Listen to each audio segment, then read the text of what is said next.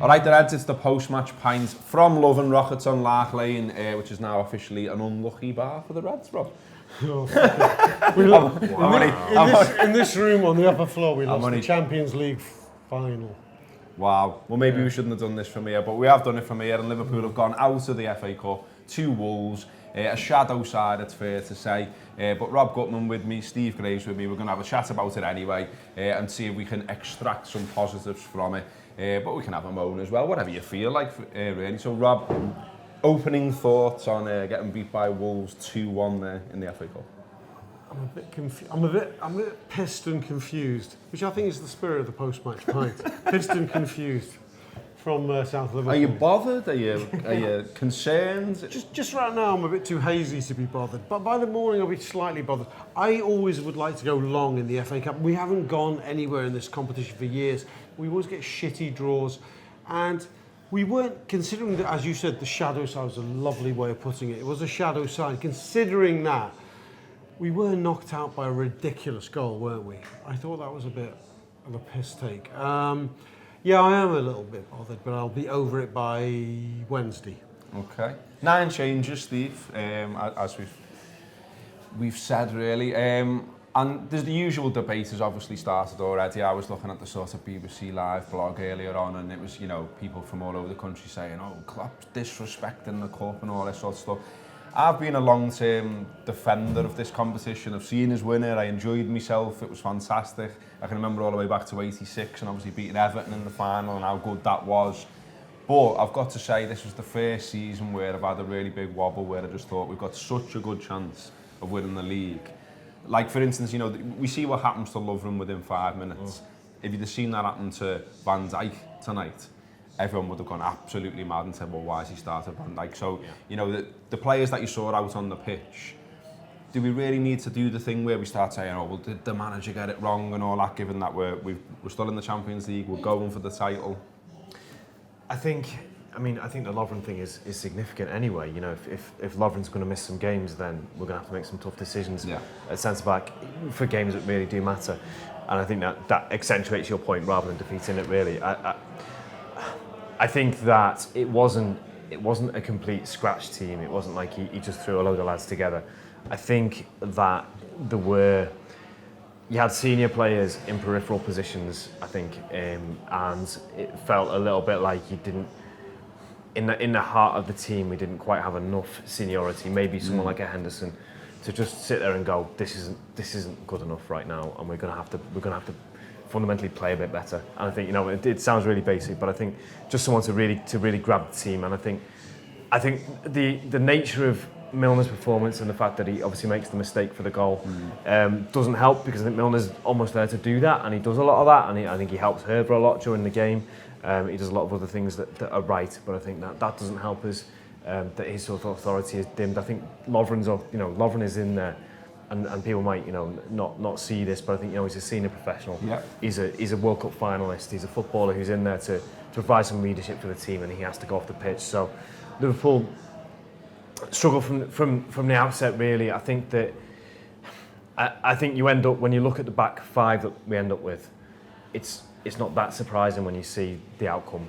You know, ultimately, pretty much the first strength Wolves side, or somewhere close to. Overcomes a Liverpool side with a back five that is second string at best, you know, and third or fourth string in some positions. From the manager's point of view, what's he got in terms of remedying that? You know, he hasn't got Matip, he hasn't got Gomez. He doesn't want to use Alexander-Arnold. Klein's just gone out on loan. You maybe could suggest whether the club could have just held that literally for this game. I mean, I suppose he's less of a commodity if he's cup tied, but maybe it just would have been worth doing that. But I think from a manager's point of view, he's got a lead to try and win, and you know that's the most important thing. And I think there is one massive positive from the whole game, which is that it looked like Fabinho can play centre back. And if you're looking at just going to zoom out and go from a league point of view, the fact that Fabinho has shown today that he can play centre back for Liverpool and look pretty accomplished in that role is your massive positive. It's the thing you take onto the training ground, the thing you take forward. But other than that, there's not a huge amount of positives to take. No, I mean, I was going to say one of your positives from it, and probably the only other big one is Herbert and his performance. Yeah. I mean, even then, you know, he's obviously green at times because he's 16 years old, but equally there's other times where he's going around people, he's threading little passes, he's taking the ball into midfield. I mean, you can see all the stuff you've heard about him, the confidence, the quality. You know, that's exciting, isn't it? You know, it's good to see some of those lads on the pitch. I mean, you know, Camacho and, you know, Curtis Jones and stuff like that. You know, we saw them in the summer, and a lot of us, me included, said, well, they did quite well in the friendlies in the summer, and there's perhaps been a case for other times where you maybe could have seen them off the bench or in the League Cup or whatever. So, although we've gone out, it's still good. It's good for them individually that they got on the pitch in a game tonight. Yeah. The 16-year-old kid was amazing. I thought he was fantastic. What a debut that was. I think there are a few wobbles, but Jesus Christ, there's that bit in the second half where he skips past two and threads it. It's lovely. It's just a beautiful thing to see. And the fact that he's there shows there's so much more than we can even see with our eyes. I agree with Steve about Fabinho. We were watching the game together. We saw it throughout the game. He looks like a centre-back, and that's a bonus right now. Curtis Jones had a difficult game, but I felt for him, and Camacho didn't have a fantastic game either, but I feel for them because the ideal world is that they're blooded in a team which has Mo Salah, Sadio Mane, Roberto Firmino, and they're surrounded by Van Dijk and Henderson and Wijnaldum, and they're the odd man out, not one of the mainstays. So you've got three real rookies as kids, as sort of mainstays tonight. If you look at that team as a whole, you say if you put that team out as main substance of a team for an entire season, where does it finish in the league? Is it much better than Everton's side? I'm not sure it is. I thought Sturridge and Origi looked off the pace. I thought Sturridge doesn't influence it whatsoever. No, Origi at least scores a goal and looks bright. I don't be second harsh half. on Daniel Sturridge. I mean, Daniel Sturridge is a player I absolutely love, and he scores goals earlier in the season. He doesn't look like a footballer who can start football matches for Liverpool easily these days. He has, you know, so I was talking to Steve, and Steve defends Daniel. Said he plays against Paris Saint-Germain, but he's surrounded by good players. And so maybe it's not fair to judge any single individual tonight, quite frankly. In that context, they'd all go, well, fucking hell, put me in a team with good lads. Well, Fabinho's another one on that score, because I agree with Steve that he played well and he showed loads of promise that he can play centre-half. I've seen some people though saying, well, Milner falls over when he tries to turn into in midfield, but Fabinho then dives in and is out the picture as well. But ordinarily, like if he plays, at the weekend, he's going to be next to Van Dijk. He's going to be next to a proper right back, proper left back. The keeper behind them isn't going to be Mignolet, etc., etc., etc. That suddenly makes his job a lot easier than it was tonight, being a senior man but playing out of position alongside a 16-year-old kid and all the rest of it. The other one I wanted to ask you is about Steve. What did you make of Keita? Because obviously we're still waiting for him to come good and to be influential, and he sort of started quite well, and there was a lovely burst in midfield where he goes past one of the opponents and threaded a pass, and you thought, hello, do that more. But then equally sort of late on in the game, there's one where he should easily play Mo Salah in and he overhits the pass, and it's sort of a bit indicative of a man still trying to find his way, isn't it? Still trying to find his way, but I think that was that ball that should have been to Salah was hard to take. I think it's hard to take from a footballer who's cost him out his cost, and a footballer who is as good as you've seen. He can be, You've seen, and it's hard to put that down to settling in or new surroundings or all of that. You can only put it into a loss of focus, and I think that's your worry, is that he's coming to a side that needs to be at such a high level. We need to be 105-point team, which is I think what we can get now. And I think that's the manager's concern, is that this isn't a footballer who can play in a 105-point team. This isn't a footballer who can play in a team that needs to be pitch perfect. And I think there were some moments where you thought, that looks like I can see what he brings. And then when you come out from it and you go, well, you are one of the senior footballers in this team. You're one of the players. We can criticise Curtis Jones. Or he's only 23, Steve. He's only 23, but he's cost a lot. Well, he's only 23, but the fee's not his issue. He's 23.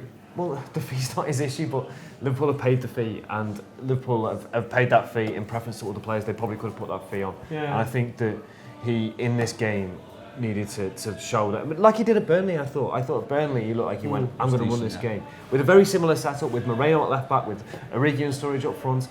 Both of them, all of them contributing a little bit more as well, which maybe coincidental, maybe not. But I think that he didn't offer enough for a footballer of his standing, and he certainly didn't make an argument that he should be playing ahead of people like Gini Wijnaldum at the minute. Elsewhere around what you saw there, you've obviously had Moreno in fairly recent times do an interview in Spanish and sort of moan about not getting a go and it's time to move on. It wasn't really a shop window performance from him. I mean, at least for Origi, he's being linked again with clubs and moves away, and you would expect that. I thought, there was a lot of, on the commentary, there was a lot of talk about, the defenders let him go that way and all that, but that sort of seemed to disregard the fact that it's quite a nice finish. It's a truly not much good goal. backlift, it's in the corner, and sort of, I thought there's enough there in the second half that a team somewhere around Europe goes, he's worth a punt. He's a good player, Origi, he's still a young player. I don't know. You know what? Of all the peripherals we've got in this squad, we've got Moreno, Daniel Sturridge, even Adam Lallana, various other lads. He's kind of one I'd go, I don't have faith, but he could just do something a bit mad in a big game. Like he did in the derby. Let's mention that again. Yeah, but that's in a way that's not a good. 90+6. In a way, that's not a good example because he just he is Johnny on the spot, but it's nothing. But Man United away 0-0 or 1-1 last minute, he could swat one in. I suppose Daniel Sturridge has shown he can do that. I think Origi just seems like a little bit sharper, a little bit fresher. I thought he was lively first 15-20. He fades away. He is frustrating, but it's a world-class moment. If not, he's not a world-class player. So I would hope we wouldn't let him go this winter. If we let him go this winter, we better be bringing somebody else in. That's all I'd say. Their goal, a cracking goal, but anything Man should do on it, or you just put it down as a cracking goal? I think it's harsh. I think when you look at the extent to which it starts outside his post, and it doesn't look great because it's sort of near post, even though it's not near post. If you know what I mean, because it's the post that the side that the ball is struck on. I think it's harsh. I think it'd be harsh to say that it was really his fault. I think it's a brilliant strike. You hear the whole Wolves crowd saying shoot because they've seen him do this. Before Neves. It is a fantastic strike. I think your worry is that from there Liverpool got a lot of time in the game. There's a lot of time to come back from that. And aside from Shaqiri's free kick, it doesn't massively look like too much yet. No, we haven't got a huge amount to offer once that happens. I don't think. Any concerns from either? The other thing then is just that obviously this will now be bolted onto Man City ridiculously, and it'll be, Liverpool have lost 2 games consecutively now, and then you get the talk, which I've already heard again, not from Liverpool fans as such, but more sort of mainstream media, but Klopp must win something and this is another opportunity gone and all that sort of stuff. Any concerns that mentally it affects either players, manager, fan base? You could sense it, we've been watching it on TV, you could sense in the sort of match of the day, half-time bullshit, that they were trying to create a narrative that Liverpool should be disappointed with this. And you think, Wolves don't create a chance until they create a cross of a chance, and then they score one before half-time. Liverpool get back into it, and then they score a Wolves do nothing in this game. And a Liverpool second string, which includes a 16-year-old, an 18-year-old at right back, an 18, 19-year-old at left wing, and a hodgepodge of a team are narrowly beaten. It's got nothing to do with Liverpool or their title surge. So Klopp's job, but having said that, the media will create this thing, shock. It's an FA Cup shock. The media, in the way that they exalt England, despite the fact that supporters don't give a shite about England, they exalt the FA. I'd like the FA Cup to be exalted, but it can't be. Not within the current context. But then the media will exalt it, and they will try. It happened to Rafa Benitez, I think, in 2005, when we've gone to win the European Cup. They made it a nightmare that we went out to Burnley to Jimmy Traore's goal. It wasn't a fucking nightmare. It was a bit of I would categorise this a bit of a pisser. We were slightly disappointed. I'm slightly disappointed tonight. We move on. We go forward. That wasn't a full Liverpool team, wasn't a fully motivated Liverpool team. I almost regret that he brings on Salah and Firmino just to dignify their crap narrative. it's irrelevant. You can only be disappointed up until kick-off against Brighton. I don't see how it could go beyond that because, he should win something. If he wins the FA Cup this season and we don't win the league from this position and we don't, we go out in the Champions League against Bayern Munich, I don't think anyone's going, oh, that was great. It's great because you won the FA Cup. He said that himself. We'd enjoy every moment of it. We'd enjoy the final, but we'd feel I'd be devastated. I can't even begin to imagine standing at Wembley watching us in the final, having thrown away the league. And by the way, having Steve, not won the league. FA, stop giving us Premier League teams, decent Premier League teams and draws. Give us Rotherham, give us Tranmere, give us the shite. Well, and we'll have a little. To be fair, Klopp had a little sort of similar point about that. He said, given the team that we're playing tonight, and Wolves made 5 changes, but you said earlier it was still a pretty strong side. But Klopp was like, this isn't a side where we can just go out and win 7-0 and take everyone off. It's a game that we have to take pretty seriously, knowing it's going to be quite a tough test. Yeah. And he's been proven right. We've gone out, but it is what it is. It is what it is. Liverpool are out of the FA Cup. There will be more reaction to this game on the website. There'll be the usual written stuff, so the ratings, the review from Neil. There will be a podcast post-match from lads who've gone to the game as well. So listen to that if you subscribe to them. If you don't subscribe, give it a go. And just getting stuck into all the content. There'll be loads of stuff on social media as well. This has been the post-match pint from Love and Rockets on Lark Lane. It is a great boozer. And maybe we'll come here again and the Reds will win at a future point on that. Up the Reds. It's all right, isn't it?